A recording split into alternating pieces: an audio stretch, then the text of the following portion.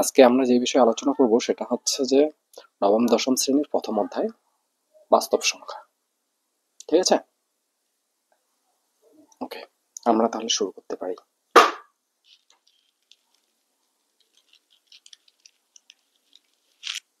বাস্তব সংখ্যা।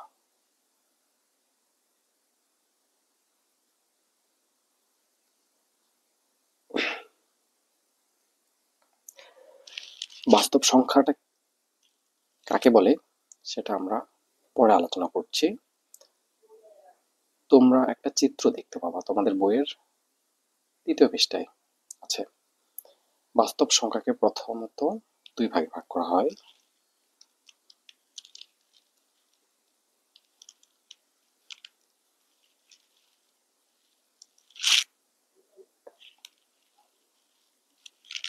এক হচ্ছে মূলক,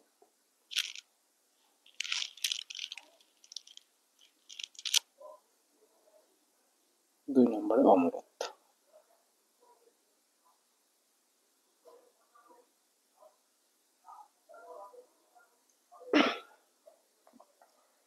এখন মূলদ সংখ্যা কাকে বলে সেটা আমরা আগে জানি। মূলদ সংখ্যা এর ডেফিনেশন হচ্ছে যেসব সংখ্যাকে পি ডিভাইডেড বাই কিউ আকারে প্রকাশ করা যায় তাদেরকে মূলদ সংখ্যা বলে। আমি আবার বলছি, যেসব সংখ্যাকে কি পি ডিভাইডেড বাই কিউ এই আকারে প্রকাশ করা যাবে তাকে মূলদ সংখ্যা বলে। ঠিক আছে, আচ্ছা আমি এক্সাম্পল দিচ্ছি। আগে অমূলদ সংখ্যা কি সেটা আগে আমরা জানি, তারপরে দুইটারই এক্সাম্পল দিয়ে আমি আপনাদেরকে বোঝাই দিচ্ছি। তাহলে অমূলদ সংখ্যা কাকে বলে? অমূলদ সংখ্যা হচ্ছে যেসব সংখ্যাকে পি ডিভাইডেড বাই কিউ আকারে প্রকাশ করা যাবে না তাদেরকে আমরা কি বলব? অমূলদ সংখ্যা। ঠিক আছে, ওকে, আবার বলছি, মূলদ সংখ্যাটা কি? যেসব সংখ্যাকে পি ডিভাইডেড বাই কিউ আকারে, এই আকারে, ঠিক আছে, মানে কি হর ডিভাইডেড বাই লব আকারে প্রকাশ করা যায় তাকে মূলদ সংখ্যা বলে। আর অমূলদ সংখ্যা হচ্ছে যেসব সংখ্যাকে পি ডিভাইডেড বাই কিউ আকারে প্রকাশ করা যায় না তাদেরকে মূলদ সংখ্যা বলে। আচ্ছা, মূলদ সংখ্যার একটা এক্সাম্পল দিলে তোমরা বুঝতে পারবা। যেমন এটা কি 4/5, এটা যদি আমরা এখন বলি তাহলে কি এটা মূলদ না? এই যে পি, উপরেটা হচ্ছে পি, নিচেরটা কি কিউ। যেসব সংখ্যাকে তাহলে কি এইভাবে লেখা যায় তাহলে সেগুলোকে মূলদ সংখ্যা বলে। আর অমূলদের ক্ষেত্রে কি পি ডিভাইডেড বাই কিউ আকারে প্রকাশ করা যায় না। তাহলে অমূলদ সংখ্যার একটা এক্সাম্পল দেখি। যেমন অমূলদ সংখ্যা হচ্ছে কি √3, এটাকে কি আমরা পি ডিভাইডেড বাই কিউ আকারে প্রকাশ করতে পারছি? পারিনি। দেখো, এটাকে কিন্তু আমরা পি ডিভাইডেড বাই কিউ আকারে প্রকাশ করতে পারিনি, কিন্তু মূলদের ক্ষেত্রে দেখো 4/5 এটা কি পি ডিভাইডেড বাই কিউ আকারে প্রকাশ করা হয়েছে না? হ্যাঁ, সেহেতু এই সংখ্যাগুলো হচ্ছে কি মূলদ সংখ্যা। √3 কি এটা অমূলদ সংখ্যা। আবার ধরো √2,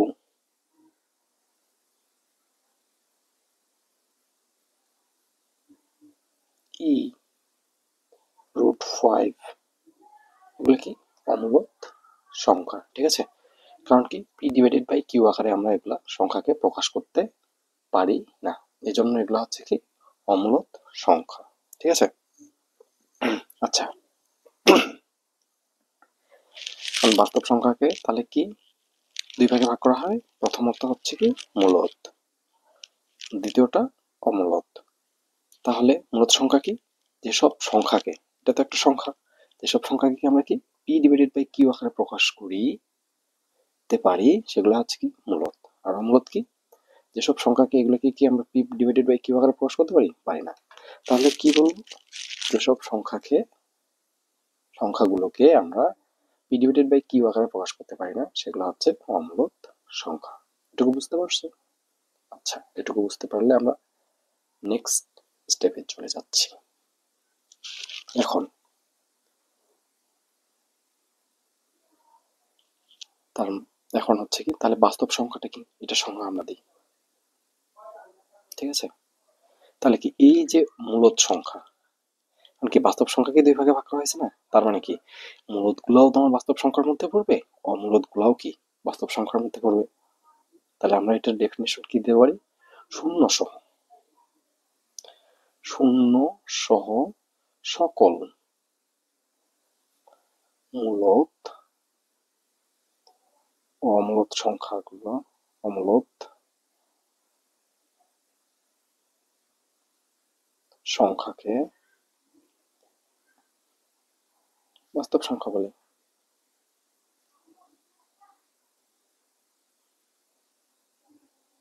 ঠিক আছে, বুঝতে পারছো? তার মানে কি শূন্য সহ, যে কারণ কি মূলত কি বাস্তব সংখ্যা দুই প্রকার না, মূলত অমূলত, তার মানে কি দুইটাই তো আছে, দুইটা মিলেই বাস্তব সংখ্যা দুইটা হবে। তার সাথে কি শূন্য সহ, যে শূন্য সহ সকল মূলদ, মানে যতগুলা মূলদ সংখ্যা আছে সবগুলাই সাথে অমূলদ সংখ্যা যত আছে সবগুলা মিলি কি বাস্তব সংখ্যা। ঠিক আছে, ওকে। তাহলে এখন আমরা আবার নেক্সট স্টেপে যাই।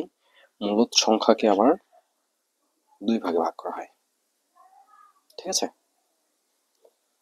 তাহলে মূলদ সংখ্যাকে আবার কয় ভাগে ভাগ করা হয় দেখো তোমরা, একটা হচ্ছে পূর্ণ সংখ্যা, আর একটা হচ্ছে কি ভগ্নাংশ। ঠিক আছে, ওকে। দেখো এখানে পূর্ণ সংখ্যা আর একটা কি ভগ্নাংশ। আচ্ছা, এখন তাহলে পূর্ণ সংখ্যা কাকে বলে এটা আমরা জানি আগে। পূর্ণ সংখ্যা, পূর্ণ সংখ্যা হচ্ছে শূন্য সহ, শূন্য সহ সকল, এই দেখো শূন্য সহ প্লাস ধনাত্মক তক ঋণাত্মক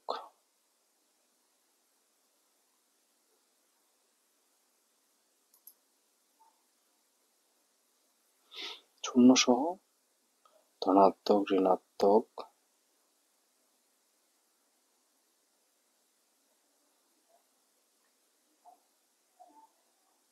সকল সংখ্যাকে, সকল সংখ্যাকে কি বলে পূর্ণ সংখ্যা বলে। মানে শূন্য হবে, ধনাত্মক সংখ্যা ঋণাত্মক সংখ্যা হবে। এখন ধনাত্মক সংখ্যা কোনগুলো? ধনাত্মক সংখ্যা হচ্ছে কি তোমার ধরো 1 2 3, ঋণাত্মক সংখ্যা কি ধরো -1 -2 -3। তার মানে কি এই যে শূন্য সহ, এখানে দেখো শূন্য সহ, তাহলে কি ধনাত্মক যতগুলো সংখ্যা আছে এগুলো চলতেই থাকবে, ধনাত্মকের তো অসীম পর্যন্ত আছে, আনলিমিটেড। ঋণাত্মক কি এই যে মাইনাস, দেখো -1 -2 -3 এগুলো কি ঋণাত্মক না? ঋণাত্মক সংখ্যা কোনগুলো? যেগুলোর সামনে কি মাইনাস থাকে, এই যে মাইনাস আছে, মাইনাস মাইনাস। তার মানে কি পূর্ণ সংখ্যা কি শূন্য সহ সকল ধনাত্মক ও ঋণাত্মক সংখ্যাকে পূর্ণ সংখ্যা বলে। ঠিক আছে, ঠিক বুঝতে পারছো? তাহলে পূর্ণ সংখ্যাটা কি শূন্য সহ ধনাত্মক, সকল ধনাত্মক ও সকল ঋণাত্মক সংখ্যাগুলোই হচ্ছে কি পূর্ণ সংখ্যা। আচ্ছা, এখন আমরা আসবো ভগ্নাংশ। ভগ্নাংশ কাকে বলে? আমরা আমরা আগে একটা উদাহরণ দেখি ভগ্নাংশ। ঠিক আছে, ভগ্নাংশ যেমন দেখো এটা কি, এটা একটা ভগ্নাংশ না? ভগ্নাংশ কোনগুলো? উপরে থাকবে লব, এটা কি লব, নিচে কি এটা কি হর। লব আর হর এইভাবে প্রকাশ যেগুলোকে করা হয় সেগুলো কিন্তু ভগ্নাংশ বলে, তাই না? অতএব গণিতের ভাষায় আমরা কি বলতে পারি? পি, এই যে দেখো P Q, P divided by Q. হ্যাঁ, পি কিউ আকারে প্রকাশ করাকেই কি বলে? ভগ্নাংশ বলে না? পি, পি হচ্ছে কি লব, যে কোনো একটা লব থাকবে, আর কিউ কি হর, হর। তাহলে কি পি ডিভাইডেড বাই কিউ আকারে প্রকাশ করাকেই কি বলে? ভগ্নাংশ বলে। ঠিক আছে, ওকে, তাহলে বুঝতে পারছো? এখন আসো পূর্ণ সংখ্যা, যে আমি কি বলছি দেখো, পূর্ণ সংখ্যা কি বলছি, আবার বলছি, পূর্ণ সংখ্যা হচ্ছে কি জিরো সহ ধনাত্মক ঋণাত্মক সবগুলো সংখ্যাই কি পূর্ণ সংখ্যা। তার মানে কি পূর্ণ সংখ্যা তোমার কি হবে বলো দেখি, যে ধরো একটা হচ্ছে কি ধনাত্মক,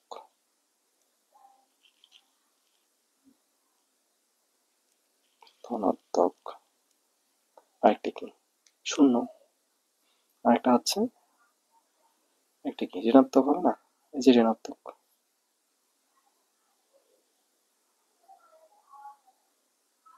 ঋণাত্মক, ঠিক আছে, ওকে। তাহলে পূর্ণ সংখ্যা হচ্ছে কি শূন্য সহ হবে, তোমার ধনাত্মক হবে, ঋণাত্মক সকল সংখ্যাকে কি বলে পূর্ণ সংখ্যা। তাহলে পূর্ণ সংখ্যার কয়টা ভাগ হচ্ছে? তিনটা ভাগ। কি কি? এটা হচ্ছে শূন্য আছে, তারপরে আছে কি ধনাত্মক আছে, সাথে ঋণাত্মকও আছে। বুঝতে পারছো? ওকে, এখন আমরা আসি ভগ্নাংশকে, আবার ভগ্নাংশের আবার ভাগ আছে। ভগ্নাংশকে দুই ভাগে ভাগ করা হয়। একটা হচ্ছে ভগ্নাংশটা তো বুঝতে পারছো, ভগ্নাংশ হচ্ছে কি পি ডিভাইডেড বাই কিউ আকারে প্রকাশ করা হবে। ঠিক আছে, মানে কি হর আর লব এইভাবে প্রকাশ করা হবে। আবার একটা এক্সাম্পল দিই, ধরো যে তোমার 9 ডিভাইডেড বাই কত 10, এটাও কি একটা ভগ্নাংশ না? এই আকারে প্রকাশ করা হয়েছে না, এটা কি, এটা লব, আর এটা কি হর।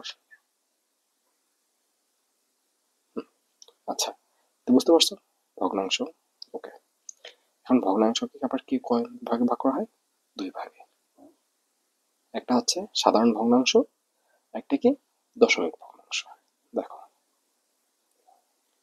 সাধারণ ভগ্নাংশ আর একটা হচ্ছে দশমিক ভগ্নাংশ।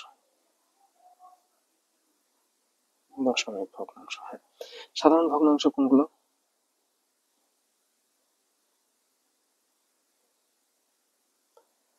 বলো, সাধারণ ভগ্নাংশ কোনগুলো? হর আর লব, এই যে এটাই তোমার সাধারণ ভগ্নাংশের এক্সাম্পল হবে না? হর আর লব এই আকারে প্রকাশ যে করা হয়, তো দেখো লব আর হর, ঠিক আছে, লব হর নিয়ে, এই যে লব আর হর নিয়ে গঠিত কি ভগ্নাংশই হলো কি সাধারণ ভগ্নাংশ না? হ্যাঁ, তাহলে এখানে আমরা সাধারণ ভগ্নাংশ হর লব যে কোনো একটা দিয়ে দাও, যে 2 5, এটা কি, তাহলে তোমার সাধারণ ভগ্নাংশ হয়ে যাচ্ছে, এটা সাধারণ ভগ্নাংশের এক্সাম্পল। বুঝতে পারছো? সাধারণ ভগ্নাংশ তাহলে কি লব আর হর আকারে প্রকাশ করতে হবে। ঠিক আছে, তাহলে এটা কি আমাদের এখানে এই যে লব আছে, এই যে লব আছে, এই যে হর আছে, তার মানে কি এটা একটা সাধারণ ভগ্নাংশ। ঠিক আছে, দশমিক ভগ্নাংশ কাকে বলে? দশমিক মানে কি, দশমিক চিহ্ন তোমরা বুঝো তো, এই যে একটা ফোঁটা ফুল স্টপের মতো, এটাই হচ্ছে কি দশমিক। ঠিক আছে, এখন তাহলে কি, তাহলে দশমিক ভগ্নাংশ কাকে বলে? যে ভগ্নাংশকে দশমিক চিহ্নের মাধ্যমে প্রকাশ করা হয় তাকে দশমিক ভগ্নাংশ বলে। ঠিক আছে, দশমিক ভগ্নাংশ তার মানে কি, যে সংখ্যাগুলোকে আছে কি, যে সংখ্যাগুলোর মাধ্যমে কি দশমিক থাকবে, ধরো যে 1 0 2 5 6, কি আছে, দশমিক আছে না, ঠিক দশমিক আছে না, দশমিক দিয়ে প্রকাশ করা হয়েছে না, তার মানে কি এটা একটা দশমিক ভগ্নাংশ। বুঝতে পারছো তোমরা আমার কথা ক্লিয়ার? দেখো, সাধারণ ভগ্নাংশ কি হর ডিভাইডেড বাই, সরি, লব ডিভাইডেড বাই হর আকারে প্রকাশ করা হয়েছে। আর দশমিক ভগ্নাংশ কি, যে সব ভগ্নাংশকে, ভগ্নাংশের মধ্যে কি দশমিক থাকবে, যে দশমিক চিহ্ন আছে, তার মানে কি এটা দশমিক ভগ্নাংশ। ওকে, ওকে। এখন সাধারণ ভগ্নাংশকে আবার দেখো তোমরা ভাগ করা হয়েছে,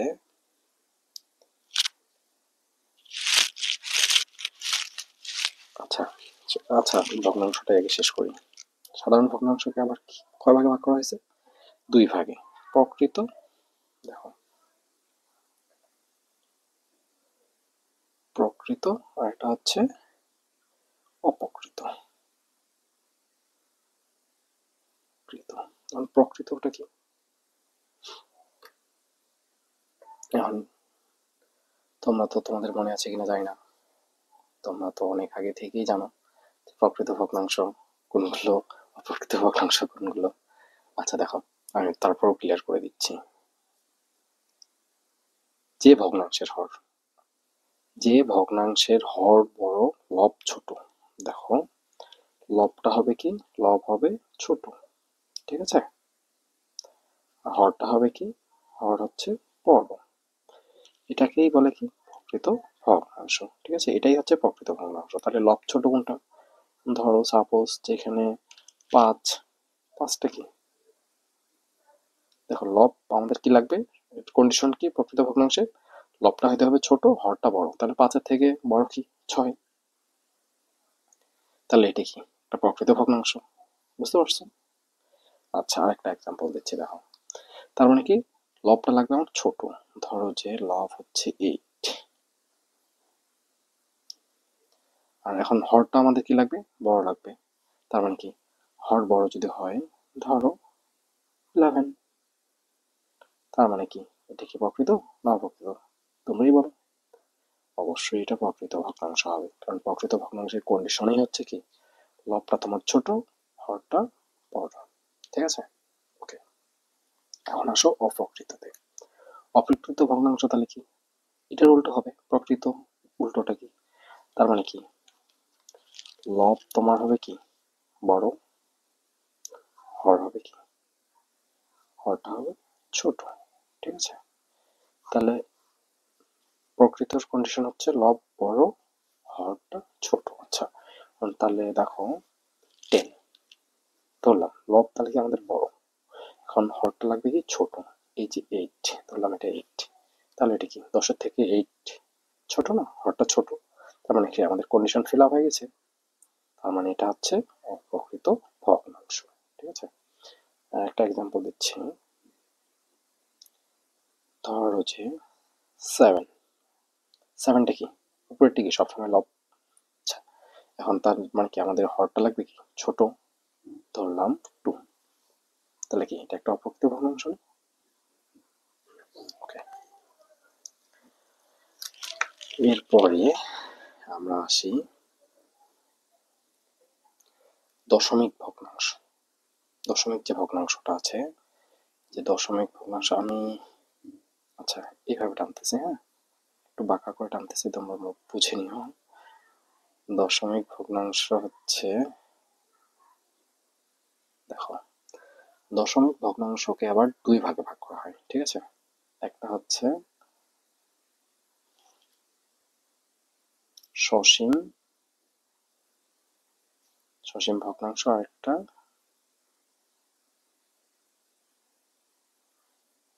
অসীম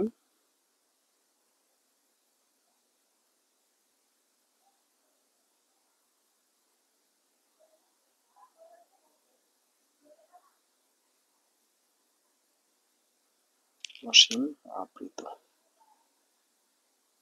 আবৃত, ঠিক আছে। আচ্ছা, এখন দেখো দশমিক, এই যে এটা একটু বুঝে নিও কষ্ট করে, ঠিক আছে।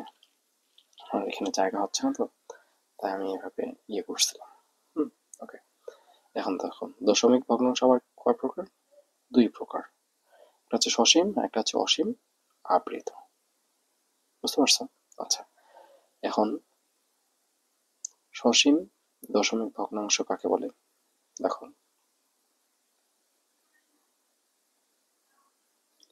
তাহলে কি? সসীম, সসীম অর্থ হচ্ছে যে যে সব সংখ্যা, যেসব ভগ্নাংশের, আচ্ছা দেখো কিভাবে বুঝাই। আচ্ছা দেখো, একটা আগে এক্সাম্পল দিই। 1.356, আচ্ছা 2 ধরি একটা, হ্যাঁ। তাহলে কি এটা একটা সংখ্যা না? এটা যদি একটা সংখ্যা হয়ে থাকে, এটা কিন্তু শেষ হয়ে গেছে। এরপরে কি আরো ডট ডট ডট ডট দিয়ে কোনো কিছু আছে, বা অসীম কিছু আছে? অনেক কিছু আছে, এক্সট্রা নাই, কোনো কিছু নেই। এখান থেকেই দশমিকের পরে 4 ডিজিটের মধ্যেই শেষ হয়ে গেছে। এরকম যদি কি শেষ হয়ে যায়, তাহলে এটা হচ্ছে সসীম, ঠিক আছে। আবার বলি, আরেকটা উদাহরণ দিয়ে বলি, দেখো 2.78910। এখানে দেখো দশমিকের পরে কয়টা সংখ্যা হয়েছে, 1 2 3 4 5টা সংখ্যা, ঠিক আছে। এই 5টা সংখ্যা তো শেষ হয়ে গেছে, শেষ হয়ে গেছে না, শেষ হয়ে গেছে। তার মানে কি, যদি দশমিকের পরে অঙ্ক, এই যে এগুলো কি এক একটা অঙ্ক যদি শেষ হয়ে যায় তাহলে সেটা কি সসীম, ঠিক আছে। ওকে, আবার বলি, এটা হচ্ছে ডেফিনেশন বলি, ম্যাথের ভাষায় বলি, যেসব সংখ্যা, এটা কি একটা সংখ্যা, এটা একটা সংখ্যা, এটা একটা সংখ্যা, তাই না? তাহলে আমরা কি বলতে পারি, যেসব সংখ্যা দশমিকের পর অঙ্ক শেষ হয়ে যায় তাদেরকে সসীম দশমিক ভগ্নাংশ বলে, ঠিক আছে। তাদেরকে সসীম দশমিক ভগ্নাংশ বলে। ওকে, এখন অসীম, তারপরে হচ্ছে কি অসীম আবৃত।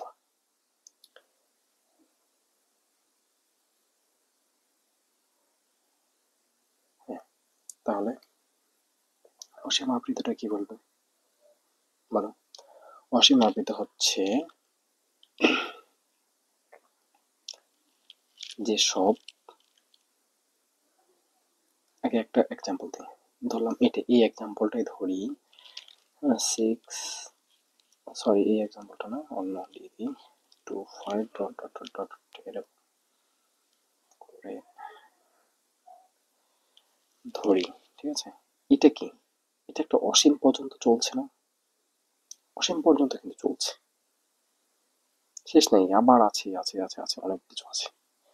তার মানে কি এটা অসীম, এটা কি সসীম? না, এটা হচ্ছে অসীম। অসীম, এটা হচ্ছে কি অসীম, মানে যার কোনো শেষ নেই, এরপরে আরো চলতেই থাকবে, ঠিক আছে। এখন অসীমের সাথে আমাদের আরেকটা কি আছে, আবৃত আছে। ওকে, এখন অসীম আবৃতটা হচ্ছে, যেমন ধরো 1.22222 এভাবে চলতেই থাকলো, চলতেই আছে, ঠিক আছে, এভাবে চলতেই আছে।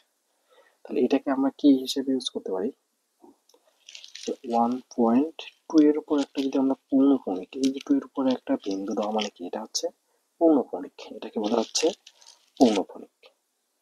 এই ধরনের ভগ্নাংশগুলোই হচ্ছে কি অসীম আবৃত, ঠিক আছে, বুঝতে পারছো? দেখো, কারণ এখানে পৌনঃপুনিক আমরা কেন দিলাম, এই যে 2 কিন্তু চলতেই আছে। এইভাবে যদি একই সংখ্যা যদি দশমিকের পরে যদি অনেকগুলো থাকে, ঠিক আছে, সেই একটা লেখার পরে তার উপর পৌনঃপুনিক দিলেই কিন্তু সেটা হয়ে যায়, বুঝতে পারছো?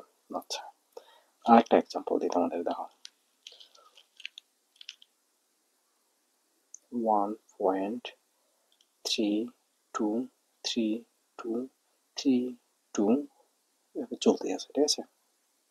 এখন এই ক্ষেত্রে আমরা কি করব, তাহলে এখানে কোনটার সংখ্যা রিপিট হয়েছে বলো, 323232, তার মানে কি আমরা কি করতে পারি, এটা 1.32, এই সংখ্যাটাই বারবার রিপিট হচ্ছে না, তাহলে এই দুইটার উপরে যদি আমরা পৌনঃপুনিক দিই তাহলেই কিন্তু আমাদের হয়ে গেল,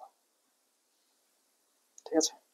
এখন যদি তিনটা যদি রিপিট হয়, দেখো 1.298 ডট ডট ডট চলতে থাকলো, ঠিক আছে। তাহলে এটার উপর তিনটা যখন হবে তখন আমরা কিভাবে দেবো, দেখো 1.298 আমরা লিখলাম, তার মানে কি আমরা দশমিকের পরেরটাতে দেব, আর শেষেরটাতে পৌনঃপুনিক দিলেই কিন্তু আমাদের হয়ে যাবে, মাঝখানেরটা না দিলেও আমাদের চলবে, ঠিক আছে। এটা নিয়ম হচ্ছে প্রথমেরটাতে পৌনঃপুনিক দেওয়া আর শেষেরটাতে পৌনঃপুনিক দেওয়া। তার মানে কি এখানে দেখো 298 বারবার রিপিট হয়েছে, তার মানে কি 298, ঠিক আছে, 2 এর উপর একটা পৌনঃপুনিক, 8 এর উপর একটা পৌনঃপুনিক, তাহলেই কিন্তু হয়ে গেল, বুঝতে পারছো? ওকে, এখন আমরা আসি অমূলদের ক্ষেত্রে। অমূলদ সংখ্যা হচ্ছে কি, দেখো অমূলদ সংখ্যা আসলাম, ঠিক আছে। এক্ষেত্রে অমূলদ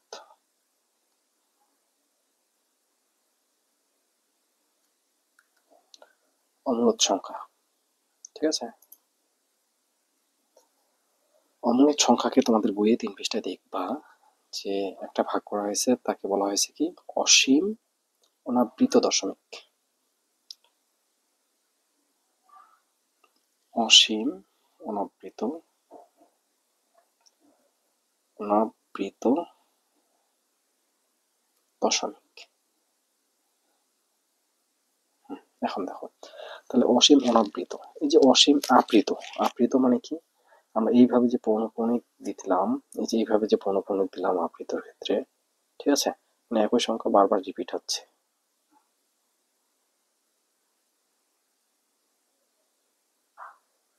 হ্যাঁ, এটা একটা, দেখো এখানে পৌনঃপুনিক একই সংখ্যা বারবার রিপিট হচ্ছে, এই জন্য কিন্তু আমরা পৌনঃপুনিক দিছি। এই টাইপের গুলাই হচ্ছে কি, এই টাইপের ভগ্নাংশ গুলাই হচ্ছে তোমার আবৃত, ঠিক আছে। এটা একটা, হ্যাঁ তাহলে অনাবৃত কি হবে, তাহলে অনাবৃত ভগ্নাংশ অসীম, অসীম মানে কি, এই যে 1.2129788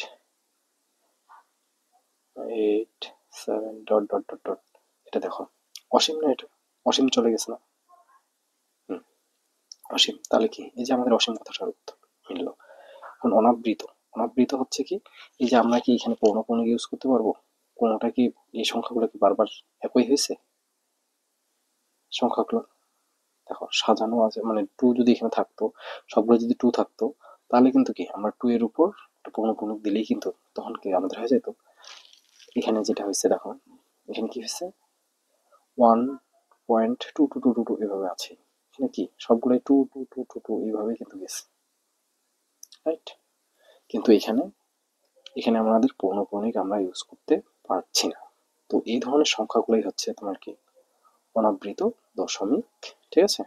আর একটা এক্সাম্পল দিই, যেমন 2.9875421, এখানে কি ডট ডট ডট ডট, মানে চলতেই আছে। তাহলে এই সংখ্যাগুলো কি সাজানো এইরকম করে আছে, পৌনঃপুনিক দেওয়ার মতো কোনো অপশন আছে, নাই। তাহলে এগুলো আমাদের কি অসীম অনাবৃত দশমিক, বুঝতে পারছো? ওকে, এখন আমরা আসি এই দিকে, এই সাইডটাতে। ওকে,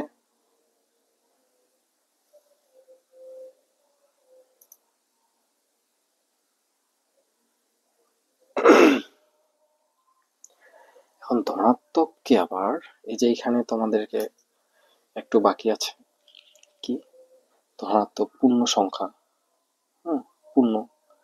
এখন পূর্ণটাকে হচ্ছে কি জিরো সহ সকল ধনাত্মক ও ঋণাত্মক সংখ্যাগুলোই হচ্ছে কি পূর্ণ সংখ্যা।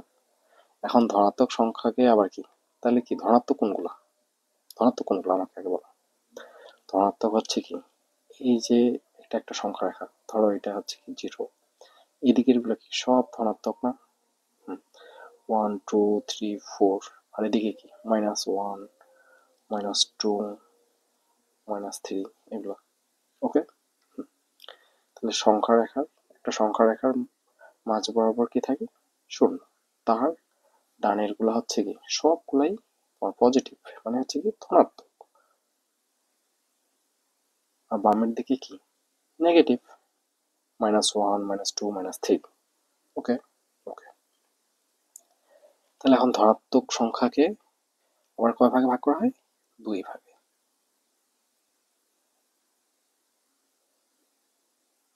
ঠিক আছে। এটা হচ্ছে দেখো কি কি 2 ভাগ, একটা হচ্ছে মৌলিক সংখ্যা, একটা হচ্ছে যৌগিক সংখ্যা। এখন এখানে আমি দিলাম মৌলিক, মৌলিক সংখ্যা, একটা হচ্ছে যৌগিক, যৌগিক, ওকে। এখন মৌলিক সংখ্যা কাকে বলে বলো,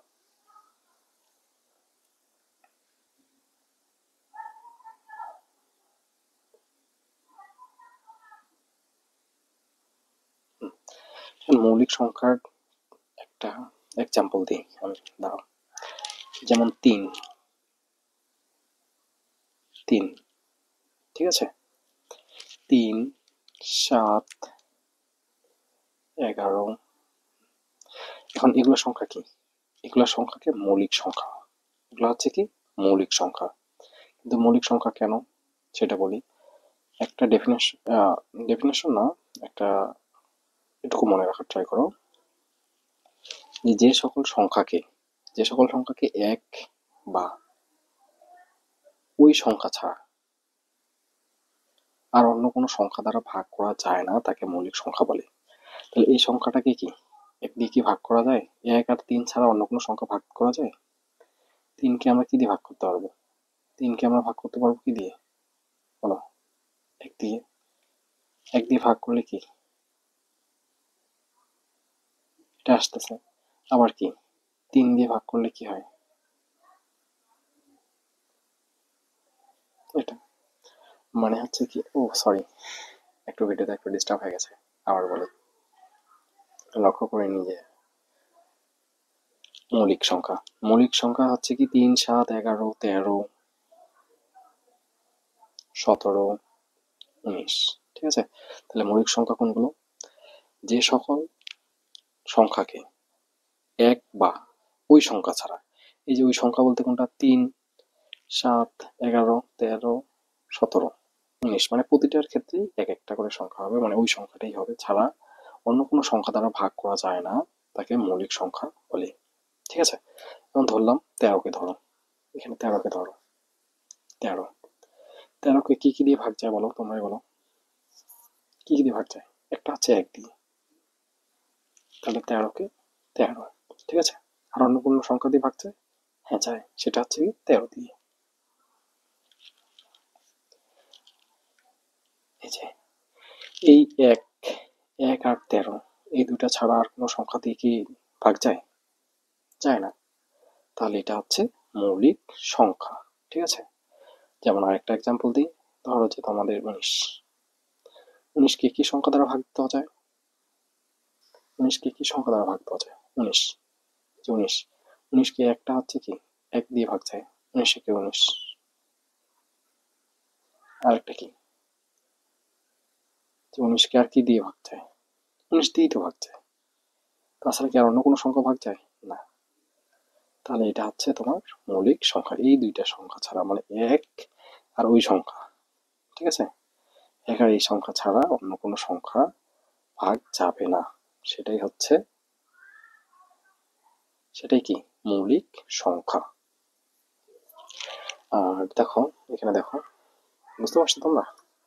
ওকে, মানে মৌলিক সংখ্যা হচ্ছে কিন্তু এই যে 19-এর ক্ষেত্রে কি আমরা 1 দিয়ে ভাগ করতে পারছি 19কে, আর কি 19 দিয়ে, তাছাড়া অন্য কোনো সংখ্যা থেকে কি ভাগ যায়? যায় না। তাহলে এইটাই হচ্ছে কি, এগুলোই হচ্ছে মৌলিক সংখ্যা। দেখো 17কে, দেখো 17কে কি দিয়ে ভাগ যাবে? একমাত্র 1 আর হচ্ছে কি 17 দিয়ে ভাগ যায়। আর কোনো দুইটা ভাগ, মানে দুইটা সংখ্যা ছাড়া আর কোনো সংখ্যা দিয়ে ভাগ যায়? যাবে না। তাহলে ওটা হচ্ছে কি একটা মৌলিক সংখ্যা। বুঝতে পারছো? ওকে, যদি বুঝতে পারো তাহলে এখন যৌগিক সংখ্যাটা কি সেটা আমরা জানি। ঠিক আছে? দেখো এখানে দেখো, একটু নিচে নিয়ে আসলাম। হ্যাঁ, তোমাদের যদি বুঝতে প্রবলেম হয় তোমরা আমাকে বলো। ঠিক আছে? যৌগিক সংখ্যাটা কি? একটা এক্সাম্পল দিই। 6, 8, 10, ধরলাম 12, এই চারটা সংখ্যাই আলাদা। এগুলো যৌগিক সংখ্যা। কেন? কারণ হচ্ছে কি, এই যে দেখো 6কে তুমি ভাগ দাও, 6কে কি কি দিয়ে ভাগ যায়? 1 দিয়ে ভাগ যায়, ঠিক আছে? আর কি ভাগ যায়? 6কে 2 দিয়েও যায়, 3 দুগুণা 6। আর কি দিয়ে ভাগ যায়? 3 দিয়ে ভাগ যায়।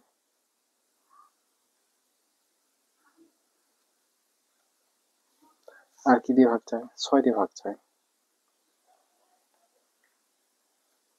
দেখছো কতগুলো সংখ্যা দিয়ে ভাগ যাচ্ছে 6কে? 1 দিয়ে যাচ্ছে, 2 দিয়ে যাচ্ছে, 3 দিয়ে যাচ্ছে, 4, সরি 6 দিয়েও যাচ্ছে। এখন দেখো তাহলে কি, তাহলে মৌলিক সংখ্যার ক্ষেত্রে আমরা কি মানে একমাত্র এক আর ওই সংখ্যা ছাড়া অন্য কোনো সংখ্যা দ্বারা ভাগ যাবে না। কিন্তু যৌগিকে কি দেখছি, এক বা ওই সংখ্যাও গেছে, এটা দিয়েও গেছে, 2 দিয়েও গেছে, 3 দিয়েও গেছে, 6 দিয়েও গেছে। ঠিক আছে, তাহলে যৌগিক সংখ্যাতে কি সংখ্যাটা কি হবে, যে সমস্ত সংখ্যাকে এক এবং এই যে 6 সংখ্যা বাদেও অন্য কোনো সংখ্যার দ্বারা ভাগ যায় তাকে কি বলে, যৌগিক সংখ্যা বলে। বুঝতে পারছো? যেমন দেখো আরেকটা এক্সাম্পল দিচ্ছি তোমাদেরকে, 8, যে 8কে তোমার কি দিয়ে ভাগ যায় সর্বপ্রথম, বলো? 1 দিয়ে, 8 8, তারপর 2 দিয়ে যায় না 8কে, 4 2 8।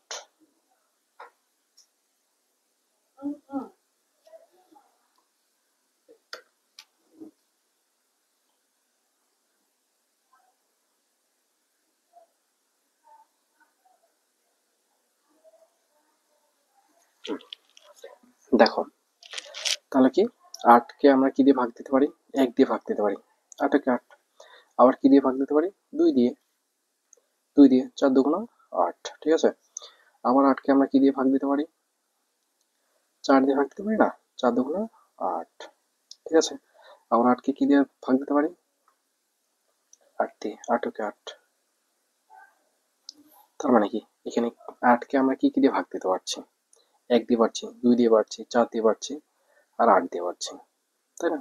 তাহলে এটা একটা যৌগিক সংখ্যা। তাহলে যৌগিক সংখ্যার সংখ্যাটা আমরা কি বলতে পারি, যে সমস্ত সংখ্যাকে 1 এবং কি এখানে কি 8 না, ওই সংখ্যা 8, মানে ওই সংখ্যা বলতে কি কোনটাকে বোঝাচ্ছে, 8কে বোঝাচ্ছে। 8, 1 এবং 8 এই দুইটি সংখ্যা ছাড়া এক বা একাধিক, হ্যাঁ 2 বা তারও অধিক সংখ্যা থেকে আমরা কি করতে পারি, ভাগ দিতে পারি, তাকে কি বলে, যৌগিক সংখ্যা বলে। আশা করি তোমরা তোমাদের বইয়ের 3য় পৃষ্ঠার চিত্রের সবগুলো ডেফিনেশন বুঝতে পারছো। আবার আমরা একটা রিভিশন করি, ঠিক আছে? আচ্ছা, তাহলে বাস্তব সংখ্যা আবার বলছি, বাস্তব সংখ্যা, ঠিক আছে? বাস্তব সংখ্যা থেকে আমাদের শুরু। বাস্তব সংখ্যা, বাস্তব সংখ্যাকে কয় ভাগে ভাগ করা হয়, প্রথমে 2 ভাগে, একটা হচ্ছে কি মূলদ, একটা হচ্ছে অমূলদ। এখন মূলদ সংখ্যাটা কি, যে সকল সংখ্যাকে আমরা কি পি ডিভাইডেড বাই কিউ আকারে প্রকাশ করতে পারি তাকে মূলদ সংখ্যা বলে। ঠিক আছে, তাহলে কি 4 ডিভাইডেড বাই 5 এটা কি পি ডিভাইডেড বাই কিউ আকারে প্রকাশ করতে পারছি না, হ্যাঁ, তাহলে এটা একটা কি মূলদ সংখ্যা। আর অমূলদ সংখ্যাটা কি, যেসব সংখ্যাকে আমরা কি পি ডিভাইডেড বাই কিউ আকারে প্রকাশ করতে পারি না, এই যে ক্রস দিছে মানে কি পারি না, ঠিক আছে, তাকে অমূলদ সংখ্যা বলে। এই যে √3, এটা কি একটা তোমার কি √3, ঠিক আছে, √3 এটা কি পি ডিভাইডেড বাই কিউ আকারে প্রকাশ করতে পারি না। √5 এটা কি পি ডিভাইডেড বাই কিউ আকারে প্রকাশ করতে পারি, পারি না। তাহলে √3, √5 এগুলো হচ্ছে কি এটা অমূলদ সংখ্যা। ঠিক আছে, আচ্ছা এখন আবার আসি, মূলদ সংখ্যাকে আবার 2 ভাগে ভাগ করা হয়, একটা হচ্ছে পূর্ণ সংখ্যা, একটা হচ্ছে ভগ্নাংশ। পূর্ণ সংখ্যাটা কি, এই যে শূন্য সহ ধনাত্মক, সকল ধনাত্মক ও সকল ঋণাত্মক সংখ্যাকেই হচ্ছে কি পূর্ণ সংখ্যা বলে।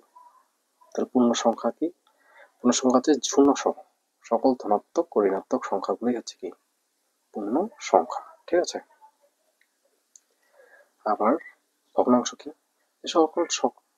যে সকল সংখ্যাকে আমরা কি পি ডিভাইডেড বাই কিউ আকারে প্রকাশ করি তাকে ভগ্নাংশ বলে। ভগ্নাংশ পি ডিভাইডেড বাই কিউ মানে কি, হর আর লব আর হর, লব আর হচ্ছে কি হর। তো লব আর হর যদি হয় তাহলে এখানে কি 9 ডিভাইডেড বাই 10, এখানে কি লব আর হর আকারে প্রকাশ করতে পারছি না, হ্যাঁ যদি এভাবে প্রকাশ করতে পারি তাহলে এটা কি একটা ভগ্নাংশ। ওকে, পূর্ণ সংখ্যা দেখো, পূর্ণ সংখ্যাকে আবার এই যে পূর্ণ সংখ্যা আমি যে বললাম যে শূন্য সহ তিন তিন প্রকার। শূন্য সহ হচ্ছে কি ধনাত্মক, সকল ধনাত্মক ও ঋণাত্মক সংখ্যাগুলোই হচ্ছে কি পূর্ণ সংখ্যা। সংখ্যা রেখার মাধ্যমে যদি আমরা বুঝি, এটা একটা সংখ্যা রেখা, জিরো। শূন্যর কি ডানের দিকে সকল সংখ্যাই কি ধনাত্মক, আর বাম দিকে সকলগুলি কি ঋণাত্মক। তার মানে শূন্য সহ সকল, আবার বলছি, শূন্য সহ সকল ধনাত্মক ও ঋণাত্মক সংখ্যাগুলি কি পূর্ণ সংখ্যা। তার মানে কি ধনাত্মক সংখ্যা কাকে বলবে? এই যে ধনাত্মক সংখ্যা, তাহলে কোনগুলো? তাহলে ধনাত্মক সংখ্যা কোনগুলো বলে? শূন্যের থেকে বড় সংখ্যাগুলো। এটা তো শূন্যই, এটা তো শূন্যই, ঠিক আছে, এই যে শূন্য শূন্য। তাহলে ধনাত্মক সংখ্যা কোনগুলো? শূন্যের থেকে বড় সংখ্যাগুলোই কি ধনাত্মক সংখ্যা। ঋণাত্মক তাহলে কি শূন্যের থেকে ছোট, শূন্যের থেকে ছোট না মাইনাস গুলো, হ্যাঁ। তাহলে সকল সংখ্যাই হচ্ছে কি ঋণাত্মক সংখ্যা। ওকে, আবার একটা জিনিস দেখো, মৌলিক সংখ্যা, ঠিক আছে। এখন ধনাত্মক সংখ্যাকে আবার দুই ভাগে ভাগ করা হয়, একটা হচ্ছে মৌলিক আর একটা কি যৌগিক। মৌলিক আর একটা কি যৌগিক। এখন মৌলিক সংখ্যা কি? যে সকল সংখ্যাকে এক বা ওই সংখ্যা ছাড়া অন্য কোনো সংখ্যা দিয়ে ভাগ করা যায় না তাকে মৌলিক সংখ্যা বলে। এখানে মৌলিক সংখ্যার উদাহরণ দিয়েছি 3, 7, 11, 13, 17, 19। দেখো 13কে কি শুধু এক দিয়ে ভাগ যায়, আর কি দিয়ে ভাগ যায়? 13 দিয়ে। তার মানে কি এক এবং ওই সংখ্যা বলতে কি এই যে 13, দুইটা সংখ্যা ছাড়া আর অন্য কোনো সংখ্যা দ্বারা ভাগ যাবে না, তাকে বলা হয় কি মৌলিক সংখ্যা। সেম এখানে দেখো 19কে কি শুধু কি এক দিয়ে ভাগ যায়, আরেকটা কি 19কে 19 দ্বারা ভাগ যায়, ঠিক আছে, 19কে 19 দ্বারা ভাগ যায়। তাহলে এটা কি একটা মৌলিক সংখ্যা। আর যৌগিক সংখ্যা কি? যৌগিক সংখ্যা এখানে উদাহরণ দিচ্ছে দেখো 6, 8, 10, 12। হ্যাঁ, যৌগিক সংখ্যার তাহলে কি হবে? এক বা ওই সংখ্যা ছাড়াও দুই বা ততোধিক সংখ্যা দ্বারা ভাগ যাবে, তাকে যৌগিক সংখ্যা বলে। এখন এখানে যৌগিক সংখ্যা কত? 6। 6কে কি কি দ্বারা ভাগ যায়? 1 দ্বারা ভাগ যায়, 2 দ্বারা ভাগ যায়, 3 দ্বারা ভাগ যায়, 6 দ্বারা ভাগ যায়। তার মানে কি 1, 6 বাদ দিয়েও তো আরো 2, 3 দিয়েও তো ভাগ যায়, তাই না? মানে তাহলে কি বলা যায়? এক বা ওই সংখ্যা বাদেও আরো দুই বা ততোধিক সংখ্যা দ্বারা ভাগ যায়, সে সকল সংখ্যাকে কি বলে? যৌগিক সংখ্যা বলে, ঠিক আছে। ওকে, এখানে 8 দেখো, 8কে কি দ্বারা ভাগ যায়? 1 দ্বারা ভাগ যায়, 8কে 8। আবার কি 2 দিয়েও ভাগ যায়, 4 দ্বারাও ভাগ যায়, 8 দিয়েও কিন্তু ভাগ যায়। তার মানে কি এক আবার ওই সংখ্যা ছাড়া, ওই সংখ্যা বলতে কি 8 ছাড়া অন্য দুই বা ততোধিক সংখ্যা দিয়ে কি ভাগ যাবে, তাহলে তবেই সেটা কি হবে? যৌগিক সংখ্যা। বুঝতে পারছো? ওকে, বুঝতে পারলে এখন আসো আবার ভগ্নাংশ। ভগ্নাংশ তাহলে তো বললাম পি ডিভাইডেড বাই কিউ আকারে প্রকাশ করা যাবে, মানে হর আর একটা কি লব, ঠিক আছে। ওকে, এখন ভগ্নাংশ কয় প্রকার? দুই প্রকার, একটা হচ্ছে সাধারণ, একটা হচ্ছে দশমিক। সাধারণ ভগ্নাংশ কি? সাধারণ ভগ্নাংশ হচ্ছে লব আর হর আকারে প্রকাশ করা যাবে। লব, এই যে লব আর হর আকারে আমরা প্রকাশ করছি 2 ডিভাইডেড বাই 5, এটা কি উপরেটা লব নিচেটা হর, এভাবে প্রকাশ করা হয় সকল ভগ্নাংশগুলোকে কি সাধারণ ভগ্নাংশ। আর দশমিক মানে কি? দশমিক হচ্ছে কোনো একটা সংখ্যার মাধ্যমে কি দশমিক যে থাকে সেটা হচ্ছে দশমিক ভগ্নাংশ। ওকে, সাধারণ ভগ্নাংশকে আবার দুই ভাগে ভাগ করা যায়, যেমন হচ্ছে কি প্রকৃত, একটা হচ্ছে অপ্রকৃত। প্রকৃত ভগ্নাংশের কন্ডিশন হচ্ছে কি লবটা হবে ছোট, উপরেরটা কি আমরা জানি কি উপরেরটা কি লব না, যে উপরেরটা কি লব না, এটা হচ্ছে লব, নিচেরটা কি হর। হ্যাঁ, তাহলে প্রকৃত ভগ্নাংশের মধ্যে কি লব ছোট, হর এটা কি বড়। তাহলে এই যে দেখো 8, 11, এখানে কি লব ছোট, 11টা কি বড়, তাহলে এটা প্রকৃত ভগ্নাংশ। আর অপ্রকৃত ভগ্নাংশ কি লব হবে বড়, হর হবে ছোট। এই যে এখানে দেখো লবটা কি বড় না 10, আর হরটা কত 8, 8, মানে কি হরটা ছোট, তার মানে কি এটা অপ্রকৃত ভগ্নাংশ। এখানে দেখো হরটা কত 7, আর সরি লবটা হচ্ছে 7, হরটা কত 2, তার মানে কি এটা একটা অপ্রকৃত ভগ্নাংশ। ওকে, এখন আসো দশমিক ভগ্নাংশকে আবার দুই ভাগে ভাগ করা হয়, একটা হচ্ছে কি সসীম আর একটা হচ্ছে অসীম আবৃত, ঠিক আছে। এখানে একটা বোঝার ব্যাপার আছে। সসীমটা হচ্ছে কি দশমিকের পরে, হ্যাঁ দশমিকের পরে কি কি বলছিলাম মনে আছে তোমাদের? জানি ভুলে গেছো। আচ্ছা আমি বলে দিচ্ছি, দশমিকের পরে অঙ্ক শেষ হয়ে যাবে। ঠিক আছে, এই যে শেষ হয়ে গেছে না, নাকি ডট ডট ডট ডট দিয়ে আছে? নেই। দেখো 1.3562 ডট ডট ডট দিয়ে আছে? নেই। এখানে দেখো দ্বিতীয় উদাহরণটাতে দেখো 2.78910 ডট ডট ডট দিয়ে আছে কি? নেই। অঙ্ক কিন্তু শেষ হয়ে গেছে, শেষ হয়ে যাবে, এভাবে শেষ হয়ে যাবে। তাহলে এটা হচ্ছে সসীম। আর অসীমটা হচ্ছে কি, মানে চলতেই থাকবে, ডট ডট ডট ডট দিয়ে চলতেই থাকবে, মানে যার কোনো শেষ নেই, সেটা হচ্ছে অসীম। ঠিক আছে, এখন এখানে দেখো এটি কি অসীম না? 1.3625 dot dot dot dot dot dot দিয়ে দিছি, তার মানে কি এটা চলতে আছে, অসীম। অসীম না এটা? হ্যাঁ, মানে ডট ডট ডট চলতেই থাকবে। আচ্ছা, এখন দেখো অসীমের মধ্যে কি আছে? আবৃত। এখন অসীমের মধ্যে আবৃত বলতে কি, 1.22222 দিয়ে ডট ডট ডট ডট দিয়ে আছে। হ্যাঁ, এটাকে এখন আমরা কিভাবে প্রকাশ করতে পারি? এই যে টুটা কি বারবার রিপিট হয়েছে না, দেখো এই যে একটা টু, 2 3 4 5 6 6বার হয়েছে না? এভাবে না লিখে আমরা কি, এই যে টু, ওয়ানটা ওখানেই থাকবে, দশমিকের পর কি টু থাকবে, এরপর যদি আমরা একটা পৌনঃপুনিক দিই তবেই কিন্তু এটা হয়ে যাবে। ঠিক আছে, ওকে। সেকেন্ড উদাহরণটাতে দেখো 1.323232, এখানে কোনটা বারবার রিপিট হচ্ছে? থ্রি টুটা বারবার রিপিট হচ্ছে। ঠিক আছে, তারপরে ডট ডট ডট চলতে আছে, মানে কি এটা অসীম। মানে এটাকে আমরা কিভাবে প্রকাশ করতে পারি? দেখো 1.32, দুটো সংখ্যা না, 32 আছে, তার মানে কি 32 লিখলাম, যে এর উপরে যদি আমরা পৌনঃপুনিক দিই তবেই কিন্তু এটা হয়ে যাবে। আরেকটা দেখো 1.2982982988, এটা আছে, তার মানে কি এখানে রিপিট হচ্ছে বারবার কোনটা? ডট ডট ডট ডট দিয়ে কিন্তু চলতেই আছে। এখন রিপিট হচ্ছে কোনটা? 298 তাই তো? ওকে, তার মানে কি 1 পয়েন্ট আমরা রাখলাম, দশমিক ঠিক রাখলাম, 298 লিখছি। এবং এই ক্ষেত্রে তিনটার ক্ষেত্রে কি করবা তোমরা? সর্বপ্রথম প্রথমেরটাতে এখানে রিপিট হচ্ছে কোনটা? 298, এই যে 298 লিখছি, তার সর্বপ্রথম দশমিকের উপরে সর্বপ্রথম, আর শেষেরটাতে পৌনঃপুনিক দিলেই হয়ে যাবে। তার মানে কি 2 এর উপরে দিলাম পৌনঃপুনিক, আর 8 এর উপরে পৌনঃপুনিক দিয়ে দিয়েছি, হয়ে গেছে। Okay fine. এখন তাহলে আসো, এই যে এখানে, হ্যাঁ এই যে দেখো অম্লত, অম্লত হচ্ছে কি, অম্লতকে আবার দেখো তোমাদের চিত্রে দেওয়া আছে, ওটাকে অসীম অনাবৃত দশমিক। অসীম, অসীম মানে কি, 1.2129788 ডট ডট ডট ডট, এটা আছে না? ওকে, ডট ডট দেওয়া মানে কি অসীম পর্যন্ত চলতে আছে। অনাবৃত হচ্ছে কি, এটাকে এই যে দেখো আমরা এখানে পৌনঃপুনিক আকারে প্রকাশ করছি, করছি না পৌনঃপুনিক আকারে? তো অনাবৃততে কি আমরা এটা পৌনঃপুনিক আকারে প্রকাশ করতে পারবো না।